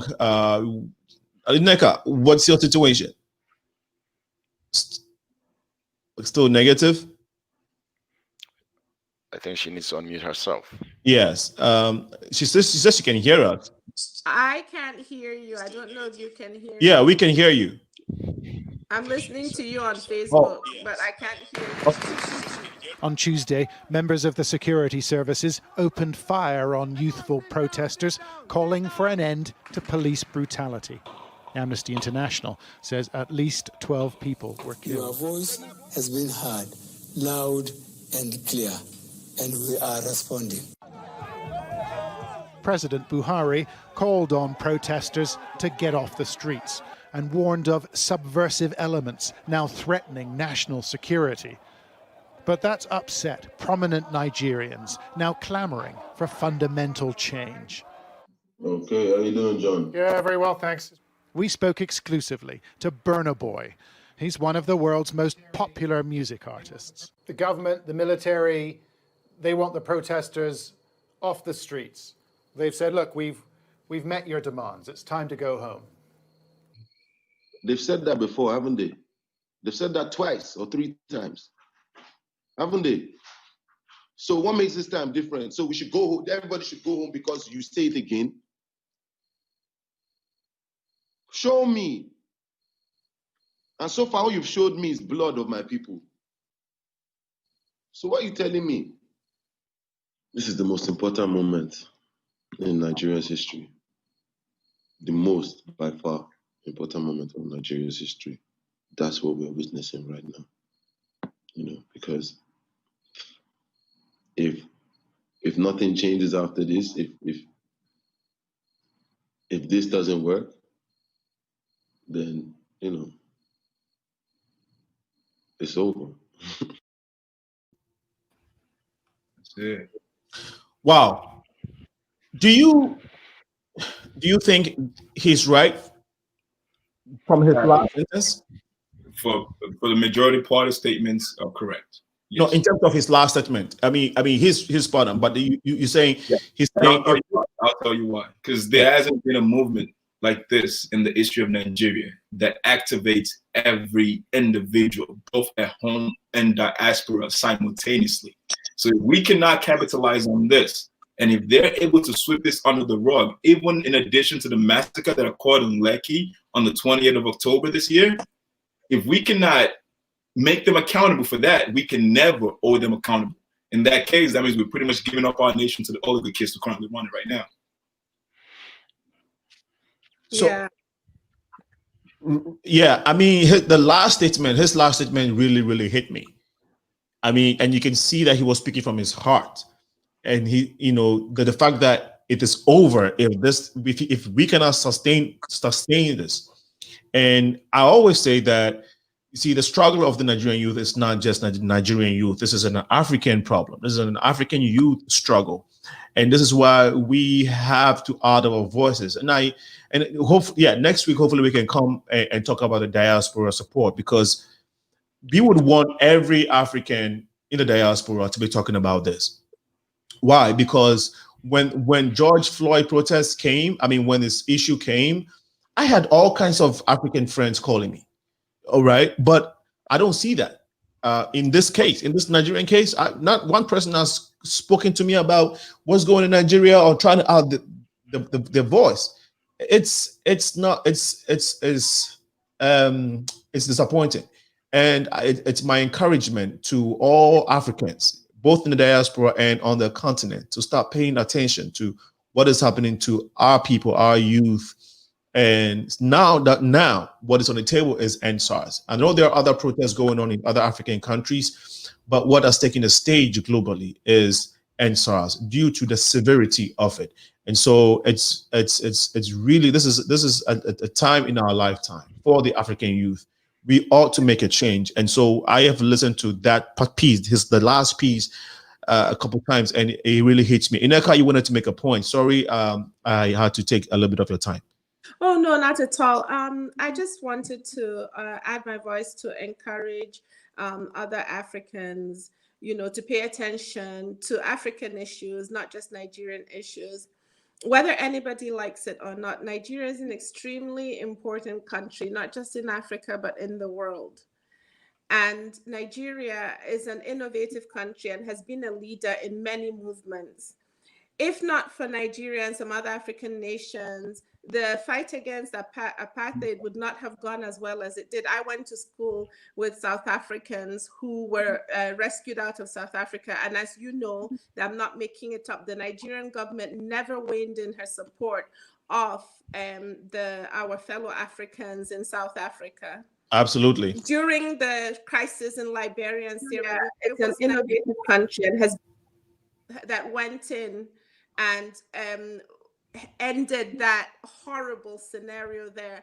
I could go on listing what Nigeria has done, always being pioneers. Now, again, we find that a lot of what the Nigerian youth are fighting for and fighting against happens everywhere, but they've taken the lead to say no to police brutality, not just in their country, but all over the world, and also to put an end in Nigeria to some of the nonsense that we see with governments all over Africa. being the country with the highest or one of the highest Black populations in the world, if Nigeria is fixed, Africa will be fixed. And so I will call on Africans too. I don't know what it is you have against Nigeria, because as far as I know, I don't know that we have had any issue with other Africans, but you need to be involved with this and back this up, because if this benefits Nigeria, it will benefit you. This is my opinion. No, brilliant opinion. And this is what we are actually going to be diving into this solely next week. It is super, super important. The call of the African support, both in the diaspora and on the continent itself, super, super important. So I really appreciate that. Dr. Barth, go ahead. May I please go back to President Buhari, please? Yes. Because I don't know who his advisors are. That is one. I don't know who is advising him. But that was a disappointing response to the plight of the young men and women back home. I don't know what he meant by saying that we've heard you loud and clear and nothing has been done. So I wonder why the president did not come out at the beginning to address the nation or to address the protesters. If he had done that, I don't think we'll be where we are today. Yes. You know, but it was after a couple of days. That to me, it says a lot. It says we don't care about you. You are just like he called the Nigerian youth lazy. But Nigerian youths are not lazy. No. They are not. So I don't know who is advising him, but that was the wrong move. And it is that we've heard you loud and clear, and I don't think anything is being done as we speak today. They think that all these things will just die down and we'll go back to business as usual. Right. Okay. So let me take a few comments on our feed. Sheriff, I know you wanted to say something. I'll come to you in a little bit. Gachomo Mapi says, this is beyond Nigeria. All African youth should take this and run with it. It is the African Springs demand without repenting for real change. Thank you so much. Gacho, let me see if I can get a name right. This is Gacho. No, okay, let me go to Sharon Tomlinson is watching. She says, Senna, in all fairness, we know you are from Ghana, so that might be why the diaspora did nothing approach you. But now that you have done a show, we can align ourselves with any plans presented here. Thank you so much, Sharon Tomlinson. Yes, I'm from Ghana, but that's a tribe in Africa. Okay, yeah, we are all Africans, and so my tribe is Ghana, and NNEKA and Dr. Bath, my friends here, their tribe is Nigeria. So so thank you so much, Sharon. This is a great point. We'll be talking more about this in the days to come. That was Gachomo. Gachomo, thank you for your point. I wanted to make sure I got the name right. Ogbona Joy says major problem. And then she was actually talking to Barrister. Rebecca says because of greediness. Maybe she was responding to some of the points we made earlier. Ogbona says great job. That's from Joy. And Lara has been watching us this whole time. She says it is horrible narrative and stereotype. Every country has its own bad. I don't think we should place that on its people. Thank you so much for contributing. And Lara, she says, yay, I'm loving this conversation. Thank you. Thank you. Royal Black Jesus was here. Great job, says Rebecca. B Lumix says, nice one. B Lumix, I hope I got the name correct. Okay, please go ahead, Sharif. For me, that statement was very, very undermining. So I agree with you, Doctor, but the part that really, really ticked me off was the idea that he decided to leave out or make any comment on the shooting at Accord in Lekki. That to me was was didactic, and I could not even fully comprehend what state of mind he would have been to intentionally omit that from his statement. So if you tell me you heard me loud and clear, like Barney said, and you show me no action but the blood of my people, how would you expect me to react to that? You know, that's the undermining part. That's the part that aggravates me as a Nigerian. Watch the leader of my nation address my country in such a manner. Wow. You know, if you are not in Nigeria, you'll think that, okay, oh, the president came out and said, we've heard you. So that must be a good thing. You know, we've heard you, we are going to act on it. So that might be a good thing. Again, if you're not from the country, you may see that and say, okay, that's a good response. So it's good to hear, you know, how Nigerians, you know, some Nigerians actually view the response from the president. And thanks for sharing that. Barrister GINIKAChi is still here. We try to connect her. Hopefully we can hear her. We can hear her this time. Is that the case, Barrister? With you? Okay. So looks like we still can hear us, and I mean, we still can hear her, and I don't think she can too. So we will try to take this comment from yeah, I can hear you now. Okay, it's very delayed. Just before I come to that, let me just go back a little bit from that I was unable to comment. Yes, clearly. Yes, hello, please go. I can hear you clearly. Yes, please go ahead. Okay, so should I go ahead? Yes, please. Yes, we can hear you loud and clear because of the delay. So just keep going with. So I said, just before I get to your last question, let me just take us a little bit back to some of the discussions we've had concerning okay, so Ms. OBASI. Okay, so I just wanted to say that the NSAS movement, like Ms. OBASI said, has gone beyond the NSAS, reform the police, is becoming a metaphor for Nigerians, particularly the younger population, demanding for good leadership, demanding for good. And going forward, a street thing, going on Twitter to say NSAS or coming out to protest, we're beginning to re-strategize and conduct active participation.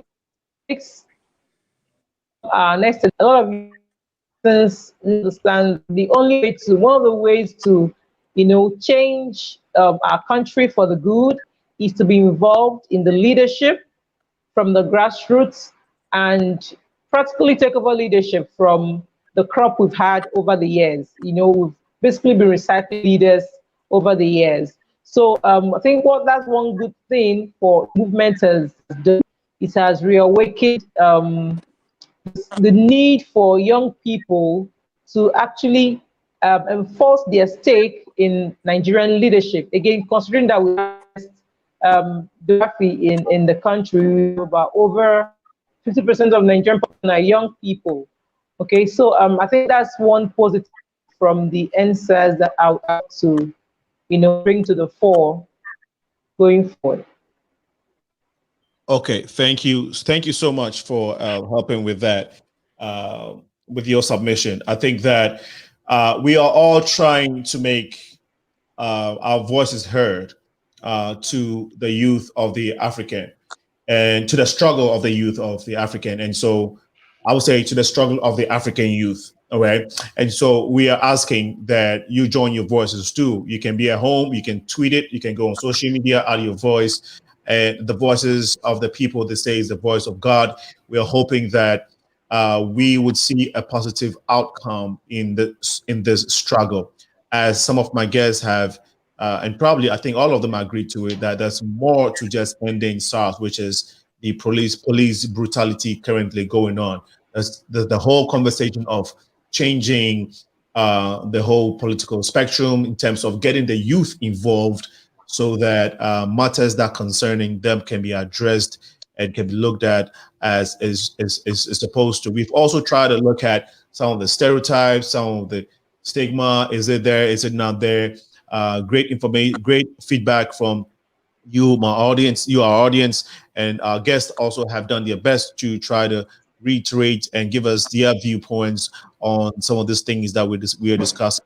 Of course, 2 hours will not give us the opportunity to go into the holistic foundation of SARS, but we have tried to touch on what we think has been the cause, what the problems are, and hopefully we can find a lasting solution to this by adding our voice, by taking to the street, peacefully protesting, and all of that. Next week, as I said, we will come here and try to talk about the support from the diaspora and from Africa. How many of the stars, how many of the world stars are actually adding their voice? We know that a lot of musicians, world star musicians, have done collaborations with Nigerian musicians, because when it comes to Afrobeat, they are the top. You know, talk about Wizkid, talk about Davido, Tiwa, Two-Face, Baba. You know, I know all of them. My favorite actually is the guy who sang Sanko. What's his name? T something. Oh, he's a guy. I don't know why. It's not Timaya, but I remember his name. One of my favorite is the guy who sang Baby Nayoka. What's his name? Baby Nayoka. Can you help me? Oh, come on, guys. Ad-libs. Give us some ad-libs, you know. Yeah. I don't know why I just forgot. Those are my favorite. But yeah, the popular this kid and they cannot escape because they are always out there. But these are some two guys that I've forgotten their names are my favorite.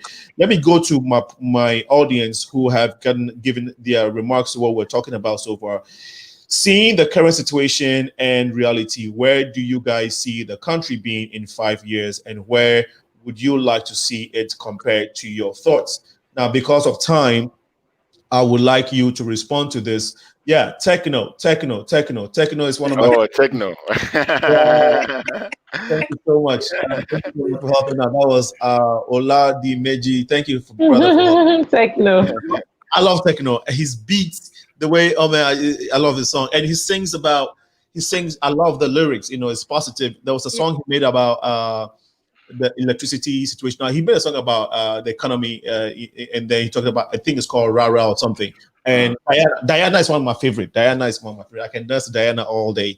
But anyway, yeah, and Flavor too. Thank you guys, Flavor, Baby Nayoka. My gosh, thank you. You guys made my day. All right, but can you all respond to Dhruv Patel again? Make it your last word and respond to Dhruv Patel, if you may. Should I go? Yes, NNEKA. Okay, so talking about what I'd like to see the president address the nation more, because I was so shocked to find out a number of things that he is doing, which nobody, has been made aware of, and that it is having some good effect, like, trying to make sure we're growing our own food. There was a bunch of things, and I did not know that this president had actually put some good policies into place, but he needs to address the nation so that the population knows what his plan is and to see what he's doing. Not addressing your nation makes it feel like arrogance. So whoever is the president, if it's still President Buhari, I would like them to address the nation more. I would like an education for the youth to understand their system of government, whether we change to another one or we keep this one. Because everything is not federal. You have your local officials, you have your local government chairman. It starts there. They are put there in your local government so that if you have an issue with government, you start with them, your reps, your senators, your governor. So those are the people that are directly responsible for what happens to you. So if you have an issue, go and demonstrate, march on them. And then also, I want us to remember that the average age of Nigeria, Sena, we did a show about this, I think it's like 17 and a half years of age. So my message is I would like to see officials understand that you can't brush the youth aside. You are outnumbered.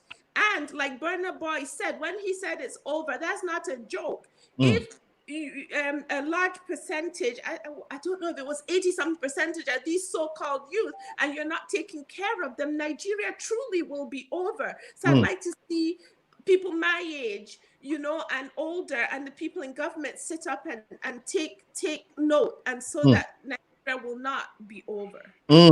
Thank you. Yes, Dr. Barth, you want to respond to that and then help us with your closing words? Yeah, actually, so for me, I think, first of all, what I want to see is the government to uphold the rights to nonviolent protest, and also try to ensure the safety of all protesters in accordance with the International Bill of Rights, you know, and also the African Charter on Human and People's Rights, and also the Constitution of the Federal Republic of Nigeria stated that people have the right to protest, and also publicly commit allowing an independent investigation into human rights abuses committed by the SARS unit and also the police in general, and include youth representatives, you know, voted on by the public on the judicial panels of inquiry. That is, if that is done. And also, we really want to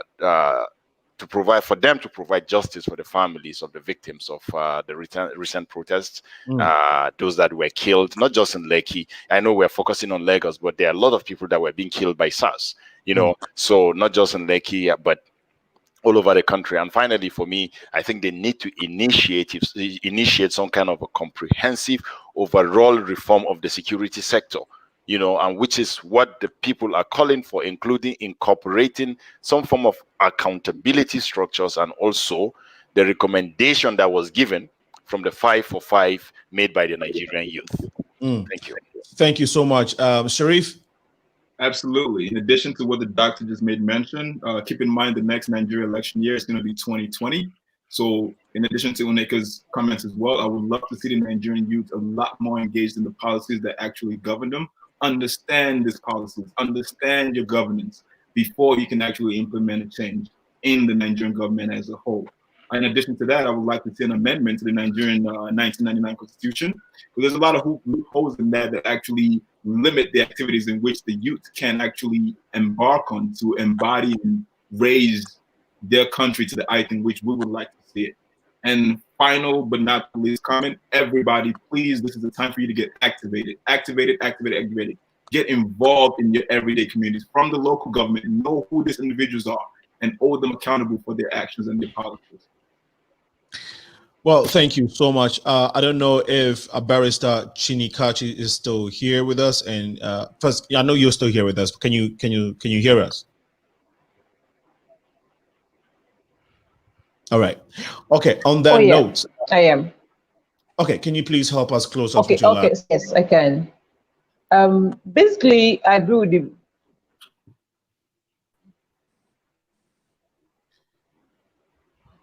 Yes. Okay. So, I'd only add that one of the recommendations that needs now is to take the issue of restructuring seriously. Okay. So we need to restructure and devolve power from the center. We have so much concentration of power in the center, and then youth involvement in governance. Thank you.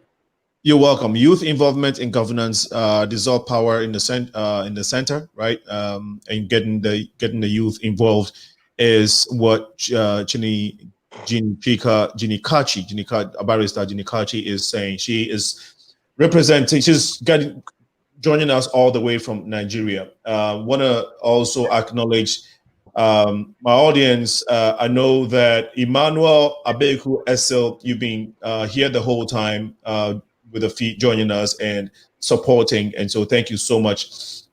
If I have not been able to mention your name, please pardon my oversight. Definitely, obviously not intentional. Next week, like I said, Wednesday, 6 to 8 p.m., there shall be a continuation of this. We want to thank our audience for chiming in, for being with us. The call for the struggle of the African youth is real. It's now, and we need your voice. We have tried to understand the foundation of SARS, and if you joined us from the beginning, You may have heard what actually started this, how it started, and why it's been going on for a long time, and why we are here. If you missed this, you can watch it on the Facebook link. It's Progressive Minds. You can also go to our YouTube page, the Progressive Minds Show.com. Tell a friend to tell a friend that next week we shall be here with a continuation of this discussion. Really want to thank everyone who has joined us this evening and contributed one way or the other. Keep the conversation going. All right, it is a big African issue, and it's our time to make a change. Lawrence Dagadu says this could be a turning point for Nigeria. Lawrence just joined us. Thanks for joining us last minute. Hopefully you can go back and watch it. So now I have it.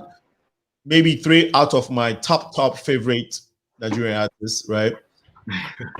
Timaya, Techno, Flavor. Come on. How? Come on. No. Two-Face. Come on. Two-Face is Baba. He's legendary. We incorporate you in Nigerian music. You know, it's like you're naming your top favorite reggae musicians, and then you leave out Bob Marley because like default. You know, default. Everyone. Default. It doesn't matter who it is. The important thing now is Sorosoke. Whoever it is, speak up. Speak up. Yeah, right. Thank you so much, NNEKA, for ending us on that note. Speak up is what is important, right? Speak up. Okay, get it right. Is that what Sorosoke means? Yes, sir. Okay. Yes. Okay. Speak up. Speak up. Speak up. Sorosoke, speak up. That should be your hashtag going forward. Sorosoke. All right. Now, on that note, it's been Sena, aka Alinko. We have come your way with the Progressive Mind Show. This is where we build our community by engaging in this type of decorum. We shall be coming your way again. Till then, remember, to whom much is given, much is required. God bless you. Stay safe and stay healthy. To my guest, Sherrif, Dr. Barth, Barrister Chinika, NNEKA, OBASI, my own sister here in Chicago. We shall be continuing the conversation. NNEKA, I'll probably come so we can talk more. But guys, God bless you. Have a good evening. Hopefully, we shall have the same set next week. Bye-bye. Beautiful.